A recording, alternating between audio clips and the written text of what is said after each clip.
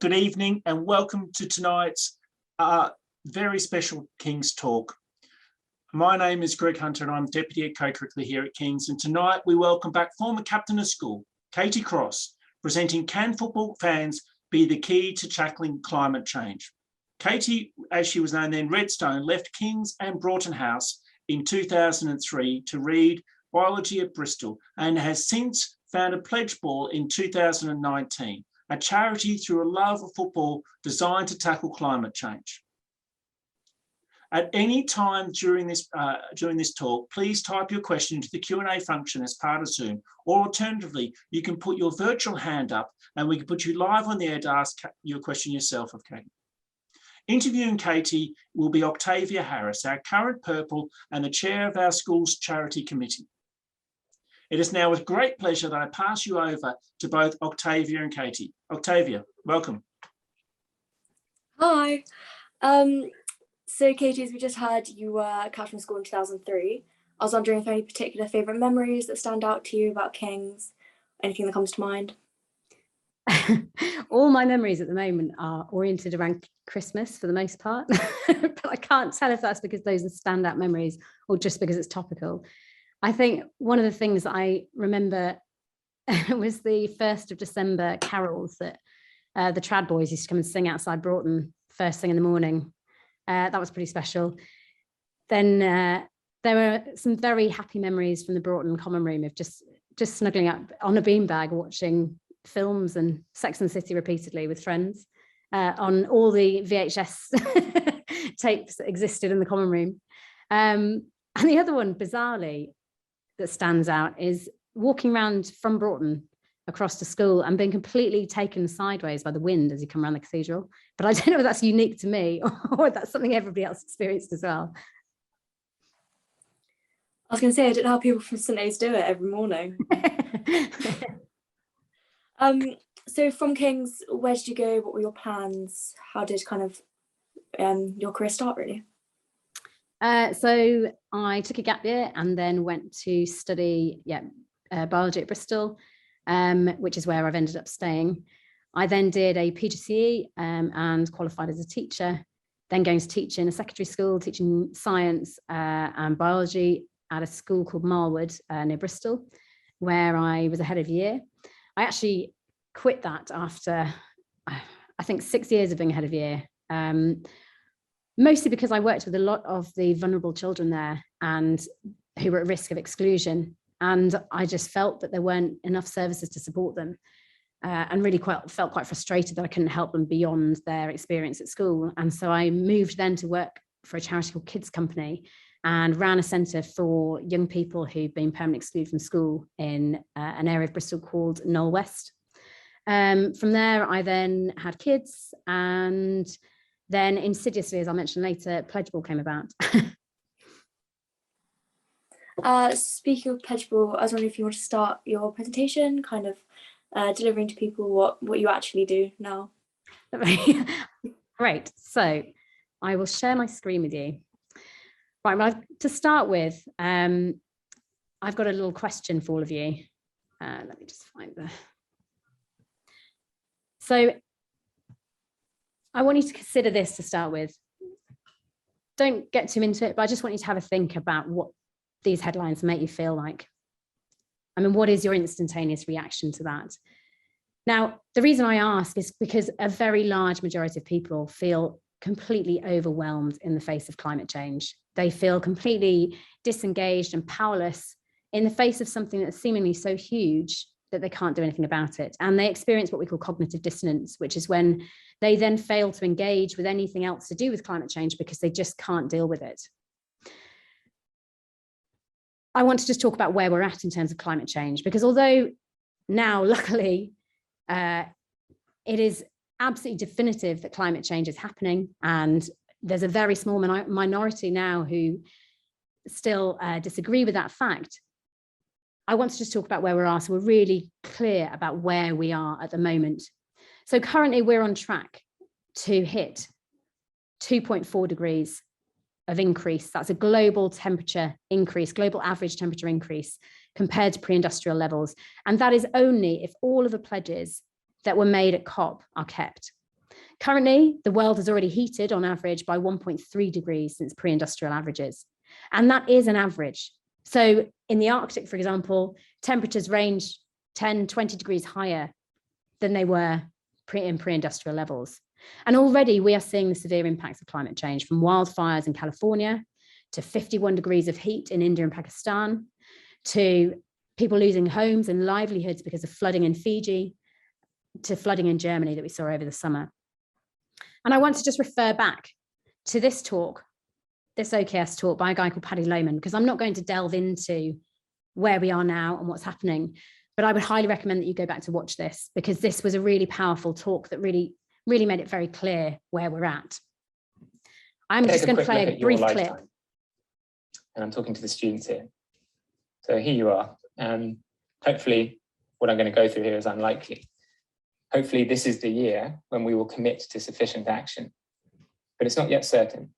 So it might be that if we don't commit to sufficient action in 2020, when we're at 1.1 degrees, then by 2050, we will have reached 2 degrees, that 150 million people will have died from pollution alone in that process.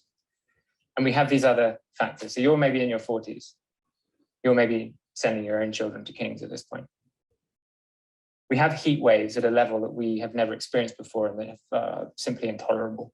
In 2010, a Russian heat wave killed more people than during a 10-year conflict with Afghanistan. But in 2050, at 2 degrees, these heat waves will be 32 times more extreme and last 5 times as long. 2 degrees is talked about as the uninsurable number.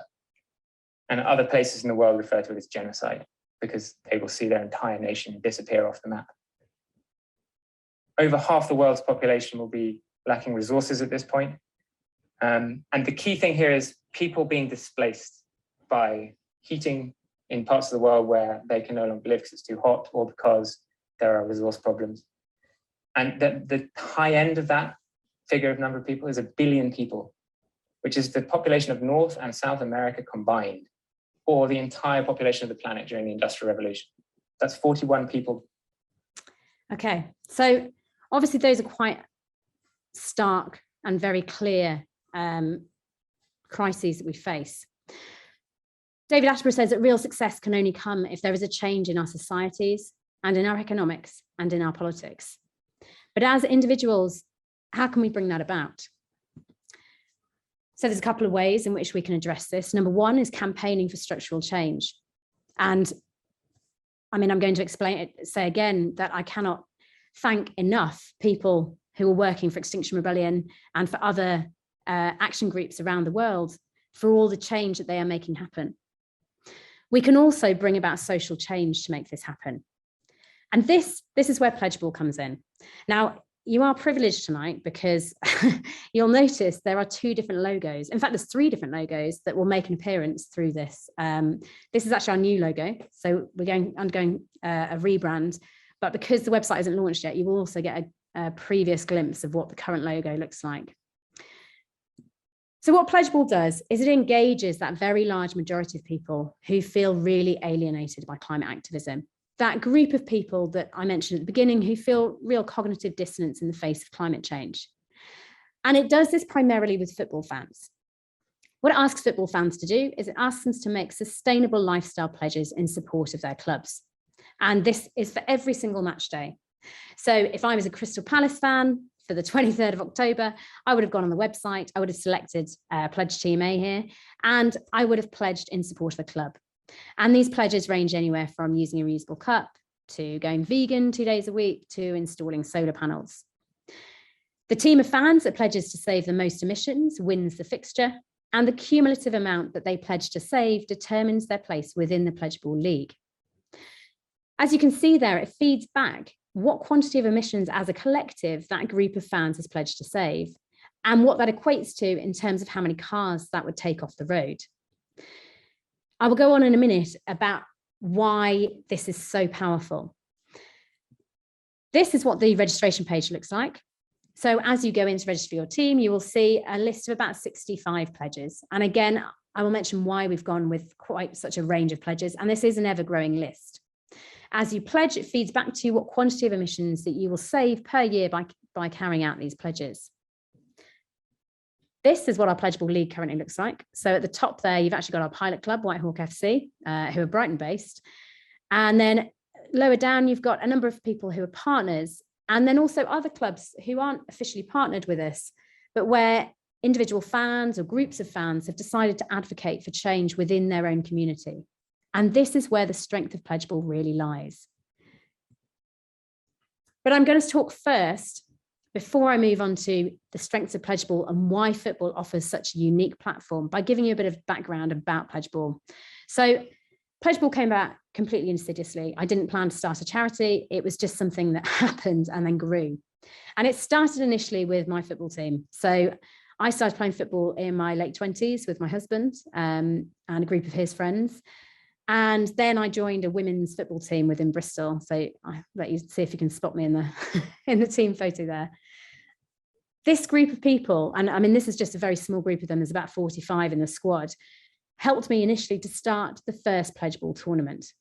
And this came about in response to my nearest and dearest feeling real despair in the face of climate change, experiencing that cognitive dissonance and not knowing what to do. As a result of that, I started investigating what changes we could make, what individual lifestyle changes we could make.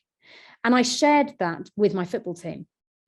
And when you put those statistics in with your football team, the emission savings are really quite amazing, really quite empowering from very small changes. So I mentioned Bristol City as a partner of ours. They have their stadium is Ashton Gate Stadium, which has a capacity of 27,000. If 27,000 people simply reduce their shower time to 5 minutes, the amount of emissions saved equates to taking over 2,000 cars off the road. But enough of why football yet. I'll just continue with where we're at now. So this was the initial Pledgeball tournament. As you can see there, the initial logo. And all we asked people to do was, rather than paying to enter this tournament, they simply had to make a sustainable lifestyle pledge. And then one of those beautiful trophies you can see there was presented to the team that pledged to save the most emissions, the other to the team who scored the most goals. From there, as I said, we launched with our pilot club, Whitehawk FC. And since then, we've gone on to win an award called Football Can 2041. I included this screenshot mostly to see if you could identify who was in the Zoom call on the jury there. So in the top row, I don't know if you can see, but on the left there is Ronaldo Nazario, the original Brazilian Ronaldo. And in the middle there is Juan Mata. You've also got there representatives from UEFA and Twitter and Santander. So we won this award. We then, as I said, went on to launch with our first professional club, which was Bristol City. And we have a number of other pretty big partnerships on the horizon that I'm not allowed to mention yet, but I thought I would be able to. We went to COP this year to present with one of our partners, Spirit of Football, about the journey that we will be taking alongside Spirit of Football in the lead up to and alongside the Women and Men's World Cups next year and the year after. The other facility of Pledgeball I do want to mention, even though I'm going to focus mainly on football fans, is the Pledgeball events. And the reason why I particularly want to mention that tonight is because this is open to anybody. So anybody obviously with the Pledgeball fixtures can go on and pledge in support of their team. But a Pledgeball event steps outside football. I mentioned existing communities before, and I mentioned that this is where the strength of Pledgeball lies. If we are truly to get change, we need people within their own communities spreading the message and talking to their peers, because it's only then that the messages are actually taken and speak to those people. With the Pledgeball events, any community can take this on and set one up. Anybody from a Pilates teacher who could hold a Pilates class to a group of pupils who want to hold their talent show. The only requirement is that every single person who enters that event must make a pledge to enter. And Pledgeball then tells them what quantity of emissions they will save through carrying out that event. But why football? Why does the football community represent such a unique opportunity? So as I said, firstly, it's wide reach. Across the world, there are 3.5 billion fans that make up this football fan community. And if we put those sustainable lifestyle changes into football, we see a really significant reduction in carbon emissions. So if we look at Burnley here and their Twitter followers, if Bernie's Twitter followers simply reduce their heating to 19 degrees, the amount of emissions saved equates to taking over 34,000 cars off the road. If we look at Norwich and their home stadium, one home stadium's worth of fans simply switching to buying secondhand clothes saves the same amount of emissions as taking over 2,000 cars off the road. And then finally, Lewis, which is a relatively small stadium, if one dripping pound's worth of fans simply recycled everything properly, the amount of cars that equates to taking off the road is over 800. But this isn't the only reason why football represents such a unique opportunity, such a unique platform. Obviously, you've got the wide range, the barriers it crosses, but you've also got the fact that it's an existing community, as I said, and the fact that people engage very regularly with this on a weekly or bi-weekly basis. And really importantly, they engage with a shared passion and are united with passion. If you're going to bring about transformational change, emotion is absolutely key in that. And you don't get those highs and lows so regularly in any other area of life. They represent a really tribalistic group of people. And so you automatically have this inherent competition. So with Pledgeball, they're automatically wanting to compete against the other to get one up on the other team. The other really thing that's really crucial is that they share a part of their identity. As a football fan, it is part of their identity, and this filters out into other aspects of their life.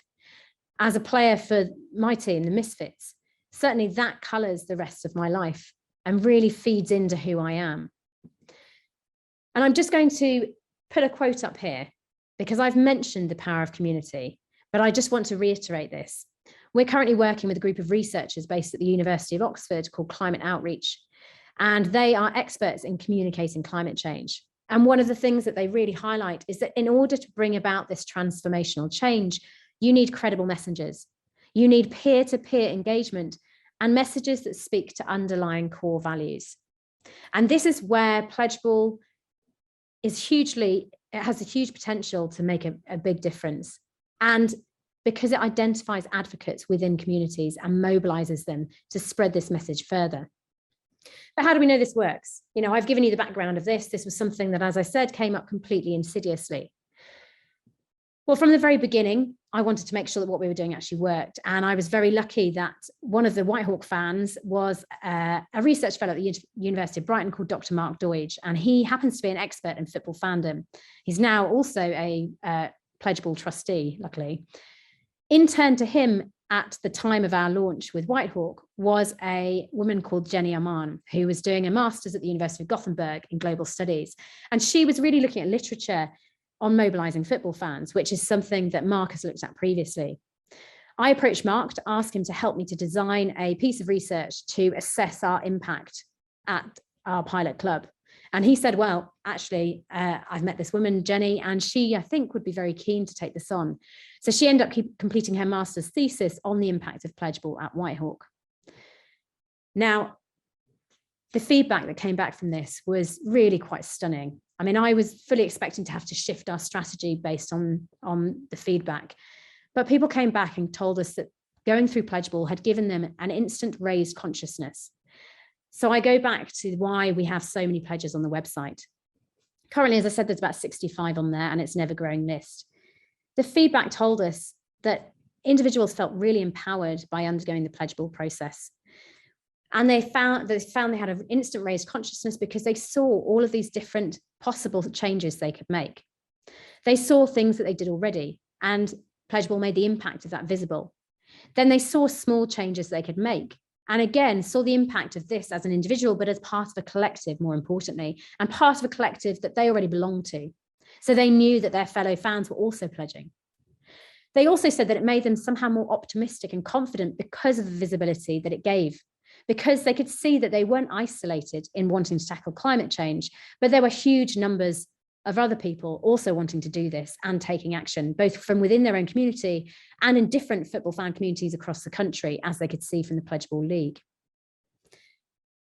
Research continues to be really crucial to us, and this is where climate outreach also come in, because there is a lot of research out there already. And whilst I've come from a sport and sustainability background, What we need is to make sure that we don't reinvent the wheel, that we use the research that is there and continue to check what we're doing. Jenny's research also reiterated the fact that football fandom really is a unique platform from which to initiate change.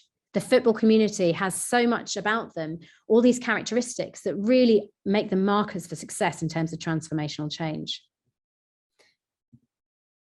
So what can you do as an individual? Because I think this is one of the key things that people have to consider when considering climate change.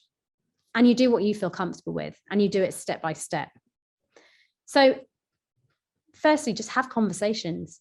I mean, it's the number of places where conversations about climate change don't exist is incredible and terrifying, considering the situation in which we live. When we launched with Bristol City, one of the things that really excited me was that somebody sent me a link to a football fan thread.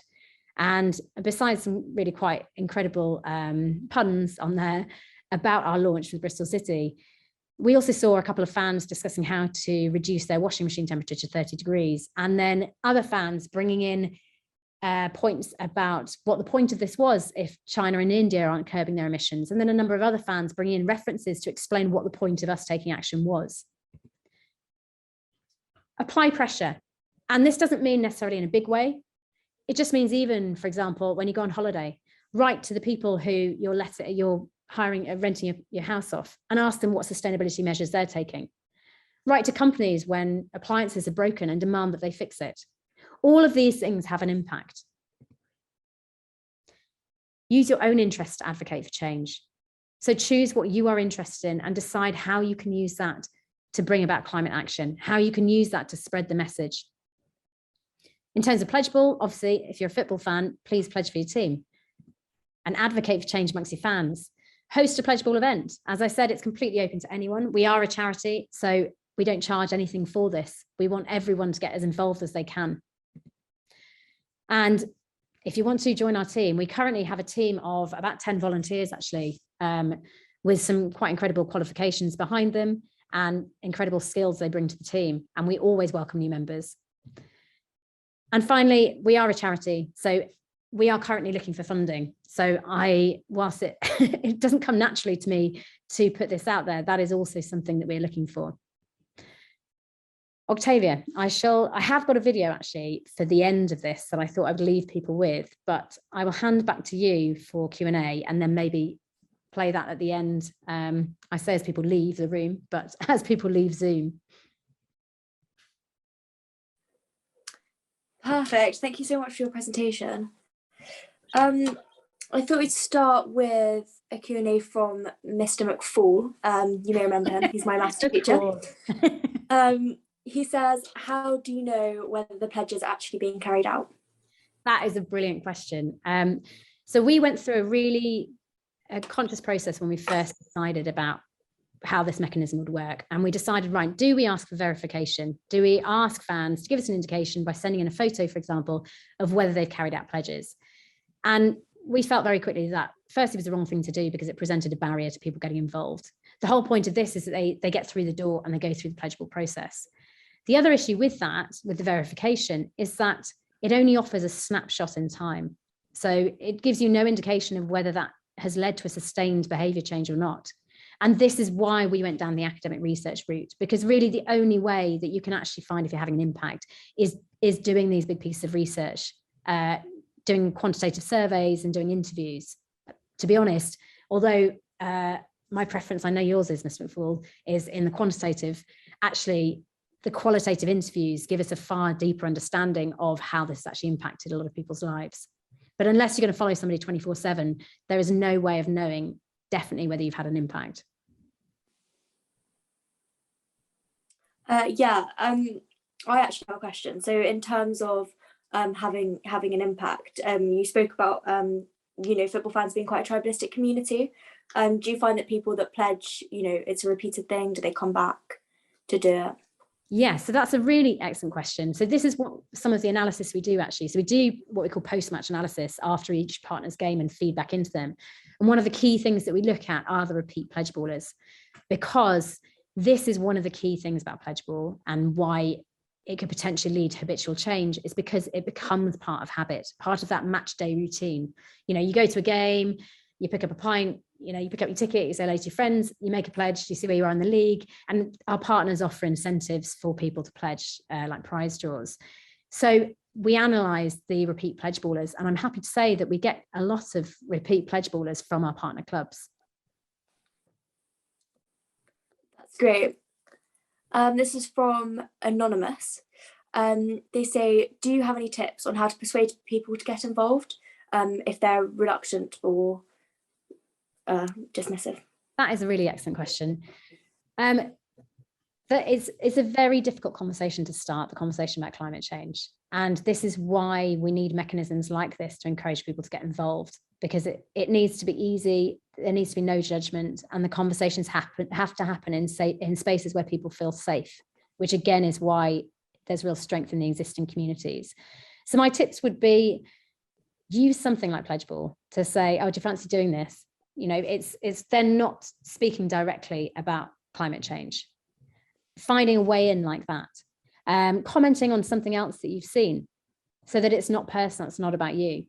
These are all ways in which you can bring about that conversation. But I think the really important thing is to emphasize that all of us, and this is the narrative that we very much try to give over, all of us are on this journey together. None of us is perfect, and it takes the many doing it imperfectly rather than the few doing it perfectly to actually bring about change. And so nobody should feel judged in this way. Everybody should do what they can. And as they feel more empowered about doing that, you get further engagement. In terms of engagement, do you think, so it's another anonymous question, do you think kind of Pledgeball initiatives like this could be used in a wider kind of, if you're talking about concerts or, you know, not necessarily sports? Absolutely, that's exactly where I would like it to go. So essentially we've produced a really scalable mechanism that I would like, you know, as many people to decide they're going to take on and advocate for. And I mean, concerts is a perfect example. So you can put on a concert, and again, you either have discounted entry or you have a prize draw so that everybody who pledges can be entered into the prize draw. But everybody who comes pledges. And then you can feed back what quantity of emissions you've saved together, which instantly empowers people and also just introduces that conversation again into a space where it didn't exist before. So yes, I mean, be as creative as you possibly can with it. Absolutely run with it, because this is where we're going to start to see this change as it filters out. And I mean, on that point, I also want to emphasize that we all have huge amounts of influence that we don't realize. We all have our own spheres of influence. So us having conversations with our family and friends, with our work colleagues, with our peers, with the people who share our dorm room, you know, that's where you're going to start to see change, is when these conversations are introduced. And in fact, the research, as I mentioned, climate outreach, use the frequency of conversations in different spaces as an indicator of, you know, their success, really, of awareness of climate change, because that's a real indication that you're actually having a difference. Yeah, I think Pledgeball shows that kind of you can spark conversations about climate change kind of anywhere. Kind of on that note, do you share your research? So say if someone does pledge, can they see their impact that they're having? Yeah, so the research itself will all be made public. Because we're a charity, every bit of research is for the public good. So we will publish all of that. So Jenny's research is currently just undergoing peer review for to be released in a scientific journal. So that will be made public. In terms of the analysis from our stats that we get through the website, all of that is you know, available on request as well, and feeds into a lot of the research that is done. In terms of the individual knowing how they're getting on, you receive, when you pledge, an automated email just telling you what your pledges are, just to remind you, but there's no tracker on there currently. There has been some requests for a login, so this may be something we look at in development so that people can track how they're getting on. But more, it's down to individual agency. This is something that's really key in bringing about change as well. You don't want somebody telling you what to do. You need to decide yourself what fits in with your life, what's accessible to you. Some people, a major barrier is time, other people it's money. So you choose the pledges that suit you. Do you think, another question from Mr. McFall, do you think that you're going to take, or not necessarily you, is there a future in Pledgeball internationally, or is it just kind of UK based at the moment? That's a really good question. So we're actually already working with a number of partners abroad because, again, it's such a scalable model. We've had a lot of people approach us. So we work with a network called Common Goal, which some people may have heard of. It's a network of football for good organisations, and we are helping to design their climate pillar. It's been set up by a man called Jürgen Griesbeck, and Juan Jürgen Klopp all belong to this, and they encourage footballers to give 1% of their earnings to Common Goal. So we're currently working with them. With Spirit of Football, which is the group that we presented with at COP26, as I said, their work involves taking a football from Battersea, which is the home of modern day rules football, across various countries to wherever the World Cup's being held. And each World Cup journey, they carry a message with this ball that they ask people to sign up to. So they actually sign the ball, or they virtually sign it on the tour, but I mean, they get a lot of signatures on the ball. And for this next World Cup journey, they're partnered with us because it is all about sustainability. Now, we plan to do a very big piece of work around this, because what we'd like to do is really use the ball to be a platform for those people who are underrepresented.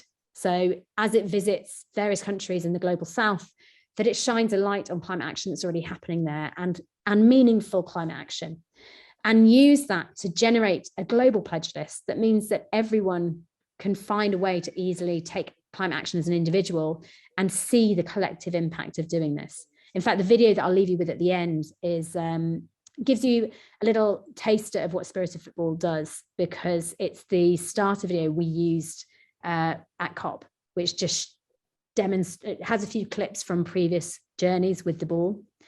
We're also working with various other organisations internationally. There's an international player called Morten Thorsby, who plays for Sampdoria and is a Norwegian international, who has set up a group called We Play Green. And we are working quite closely with them at the moment, just because it's very important to collaborate in this space and make sure that, because we're all working for that common goal, that we really reinforce each other. In terms of kind of collaboration, there's an anonymous question. They say, I'm a teacher in a secondary school. I was wondering if Pledgeball has any plans to start school level Pledgeball leagues, or if not, what might be the best way to integrate Pledgeball into a school? That's a great question. I mean, this is something that I obviously toyed with the idea of as well. I mean, as I've said to Octavia previously, we haven't focused on the schools, because for me, I very much feel that the young people tend to be far more clued up around climate change, and they are not the decision makers either in a lot of areas. And so the really unique thing about football is that you can access this huge community of adults who can choose to make those decisions for their children. But I do think that, you know, it's a mechanism that could so easily be used by schools, just hosting Pledgeball events and then having a league from that. Now, it's actually relatively easy to generate a personalised league. So in the Pledgeball events section, for example, we have Birmingham County FA have about 400 grassroots teams currently signed up to Pledgeball. And because they're not professional teams, they're all grassroots teams, they all have a Pledgeball event listing, and they're there for the season actually. And they are competing against each other to see which group of, or which team and everyone associated with that team can pledge to save the most emissions. And we support them with a strategy with that. So it'd be very easy to do a similar thing in secondary schools, just to generate a personalised league for those particular secondary schools. Luckily, my dad built the website actually, so I'm sure he'll help me out with that. Perfect. There's another question. What did you feel as though was your biggest challenge when you first started Pledgeball? Oh, that's a really good question. I mean, I think in a way I was lucky, because it was never a plan for it to become what it has become. And we're at the cusp of a wave. So there's a huge demand for sustainability in sport initiatives, and particularly in football. I think probably the biggest issue we've had is uptake and support from partners, clubs, and finding funding, because we're such a nascent charity, but the demand for what we do is hugely outstripping the resources that we have at the moment. I think the other thing that I find difficult is that as I mentioned earlier, it's really important that we don't reinvent the wheel, that we use research that is there and that we check what we are doing. And I find that we often work slightly in competition with people who maybe haven't done that level of monitoring and evaluation. And I think that is an issue, because essentially then you're not going to get initiatives that are really making a difference. They're going to be blocked by other initiatives that maybe aren't as thorough in their monitoring and evaluation. In terms of funding, where do the majority of your funds go to? Obviously pledges to people. How does it work? So to be honest, it's mostly on staff. I mean, at the moment, the money that we won from the Santander Award, that all has gone on this website rebuild, because we decided, and in fact, the feedback has been to us that we have this incredible mechanism that's got real integrity, because of the depth to which we've gone to make sure that it's working. But our public face doesn't currently reflect that. As I said, my dad built the website and he isn't a website builder. He's done an amazing job and it's got absolutely perfect functionality, but it doesn't fit in with the football community. So we're currently trying to redo that. Where the funds will go will be through staffing, mostly because at the moment, as I said, we exist entirely on volunteers. And I mean, I'm trying to juggle doing this alongside looking after an 11-month-old baby. So today I had a podcast this afternoon whilst trying to keep the baby asleep. You spoke a little bit about where you see Pledgeball going in terms of internationally. I was wondering if you have any other plans that you could share with us in particular. So obviously the dream of Pledgeball and where it needs to be is completely integrated into the football leagues. Because whether or not people are participating, you don't need a large proportion of people to participate. Others will follow and those conversations will start to be introduced. So we are having conversations at the moment with various leagues internationally that I probably can't share beyond that really. There is potential scope for development, because the Pledgeball model works very easily in most of the global north countries, because the pledges have been taken from mostly something called Project Drawdown, which is research based but only really relevant to the global north. So obviously the only barrier there is the translation, which is something very easy to change. With Spirit of Football and work with a number of universities that we hope to bring on board, we want to, as I said, develop this global pledge list and look at the accessibility of the pledges across the world, with the aim being that we inspire individual climate action everywhere, but we don't go in and tell people what to do, because I mean that's unbelievable. We need to find out what people are doing and unite groups that are already working, because we definitely aren't experts in these fields. We need to draw on other expertise, bring them together and act as a platform to inspire climate action. Yeah. Do you find you mentioned that you've met some quite formidable people? Do you reckon their support has really driven that, or just hasn't really? Yeah, I mean, yeah, there's been some amazing people I've met, really incredible. I've got to admit, actually, one of the things that there are people who've inspired me and people who've intimidated me, but one of the big lessons I've learned through doing this is to actually believe in what I'm doing, because I definitely suffered from imposter syndrome particularly when this first started out, because as I said, this is essentially something that came out of my head. And so it wasn't until I found these researchers to then go into depth into the mechanism and look at the literature to back this up that I realized that actually, and had the confidence to say, this is what we're doing. And yes, we are actually experts in this field, because there is very little research in fan engagement in association with climate change. And what research is out there, we've drawn upon, and then we've gone further and done further primary research. So I think that's probably the biggest thing for me. People have inspired me. Others have made me doubt myself, but I've overcome that along the way. Just last couple of questions before I think you've got a video to show. Mr. McFall says, not quite sure I understand this question.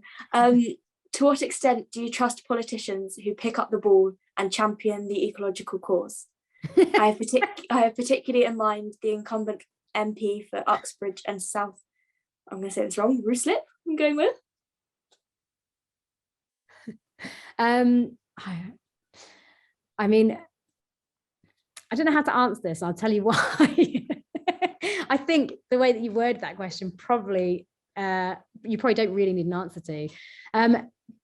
We steer very clear of any kind of politics with Pledgeball or any kind of campaigning. We don't want to ask anybody to do anything they don't feel comfortable with. And so there is a huge amount of greenwashing, let's say that. But I'm not going to just discourage anyone from getting involved. Yeah, I think I'll leave it at that. As you spoke about kind of the challenges of how difficult it was when you first started, what advice would you give anyone watching that might have an idea for an initiative? I'd say just try it and believe in yourself, because you realise very quickly that those people that you thought were experts and you put on a pedestal and feel they know way more than you, actually often they've done way less reading than you and are far less informed. They just say it with much more conviction. So I would say absolutely go for it. And there's going to be loads of failures along the way. I mean, the number of times I've been turned down or ghosted along this journey just teaches you to pick yourself up. If you're having a bad day, step away from it and give yourself a break so you can see the bigger picture, because then you'll feel better on the next day. But I would just say run with it. Just try. Yeah. Last question, I think, before I pass it back to Mr. Hunter. Will you be approaching the LTA, bearing in mind that Wimbledon is such a huge worldwide event? I actually, yes. I've actually spoken with the sustainability lead at Wimbledon. I met her in person at COP, which was nice. And then subsequently pitched Pledgeball to her. And I have a campaign strategy in mind for the LTA in association with Wimbledon. So let's say yes, and let's hope that goes further. That's why the logo's on the Pledgeball events one, so well spotted. Mr. Hunter, I'm going to pass it back to you. Look, thank you very much, Octavia and Katie. Absolutely amazing presentation, Katie, and superbly chaired, Octavia. You know, with aplomb, you really did just go with the flow with the questions. It's not as easy as it looks, is it, Octavia? It's really not. So thank you very much. And Katie, you really, I'll tell you the thing I'm most impressed with, because anybody that's really out there to try and improve our environment and try and improve our the ecological aspect of the world and actually and try and bring down climate change, bring down the global warming and the change in our climate. Sometimes, as you alluded to, someone like Extinction Rebellion, you know, sometimes it can be quite out there in the way they do it. That can sometimes be difficult for other people to cope with. But yours is such a positive change message. You know, I think, you know, actually it's always about a positive thing that you can do. Have you found many people sort of reflecting with that in your discussions? Absolutely. I mean, that's been the key message that came back from the feedback, was that people who did feel overwhelmed and completely paralyzed in the face of this actually realized that they could take action, and they could take action that would have an impact. And, you know, it's worth pointing out as well that while we feed back that kind of indication of what quantity of emissions they're saving through these lifestyle pledges, there's also that unmeasurable impact of those messages filtering out into their own spheres. Yeah. And yeah, I suppose, yeah, I'll leave you as well with sort of it's made me sort of reflect, this presentation actually made me reflect, perhaps controversially, on you know, how good British cycling's been in the last sort of 20 years. And that famous British cycling coach Dave Brailsford, you know, he famously in the Olympics said sort of he believed that victory at the Olympics would be achieved by focusing on 1% gain, marginal improvement in everything you did. You know, and this I suppose this aggregation of marginal gains. And is that been the philosophy and what you're trying to bring about here? Exactly. It's exactly that, because it's more than just those very small changes. It's a shift in mindset. That's what we bring about, is this shift in attitude. So whilst it, you know, it is a behaviour change campaign to a degree, it's more important that it's this holistic mindset, that you realize that by degrees you can have an impact and you can take action, and you can increase that impact by degrees as you feel comfortable.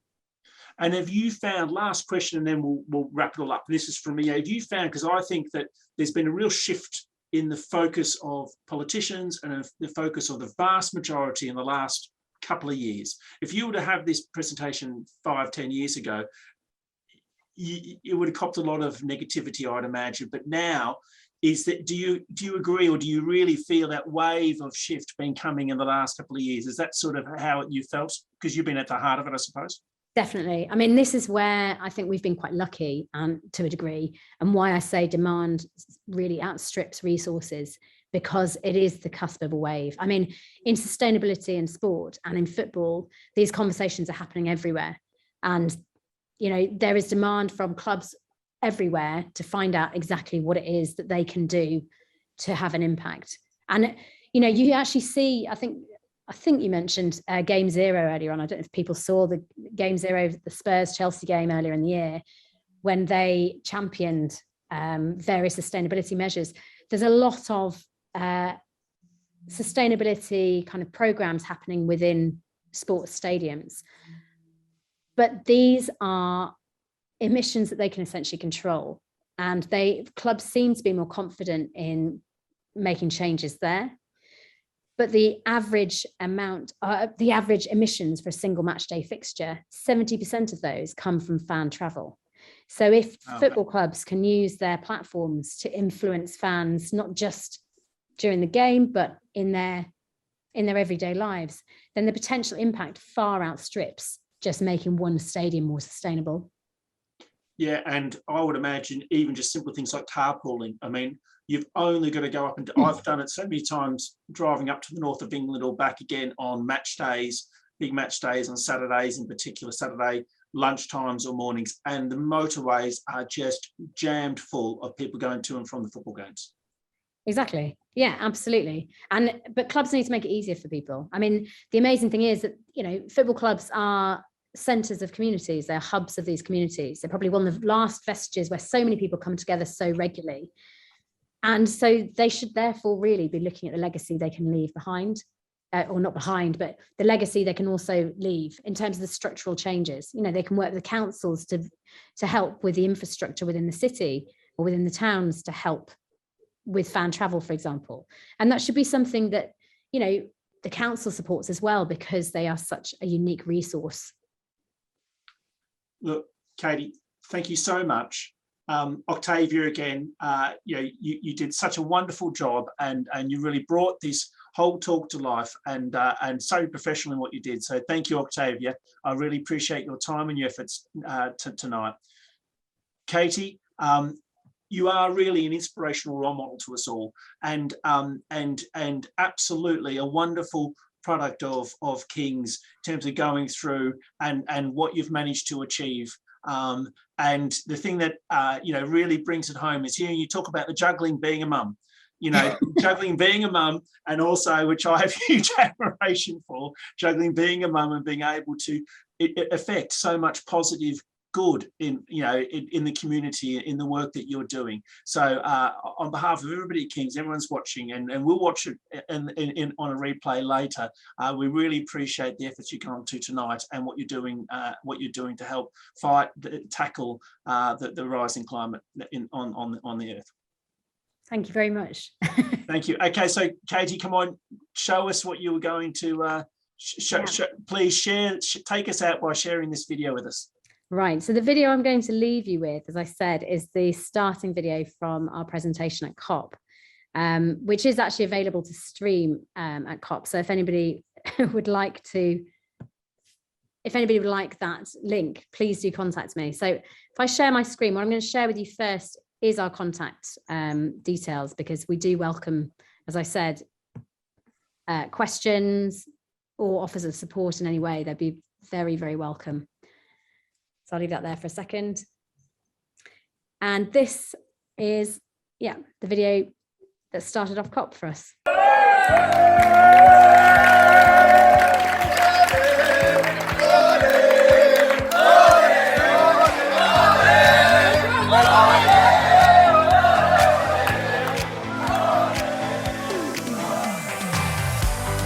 I'm Nava. I support Chelsea Football Club and I support action on climate change.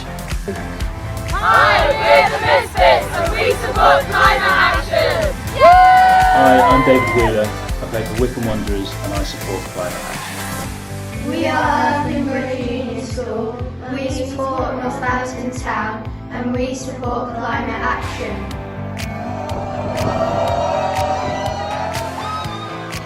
I'm Fahri. I support Bristol and also I support climate action.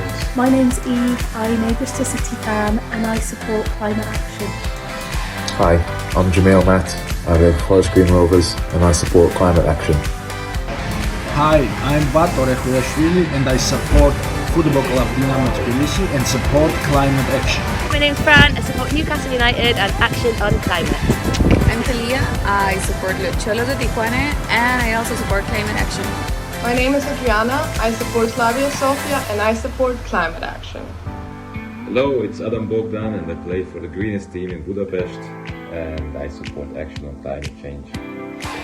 Hi, I'm Gemma. I support Arsenal Football Club and I support climate action. Hi, my name is Morten. I'm playing for Sampdoria in Serie A in Italy and I support climate action. I'm Katie Rood. I play for Southampton and I support climate action. Hi, I'm Annabelle and I support the Aussie Matildas and I support climate action.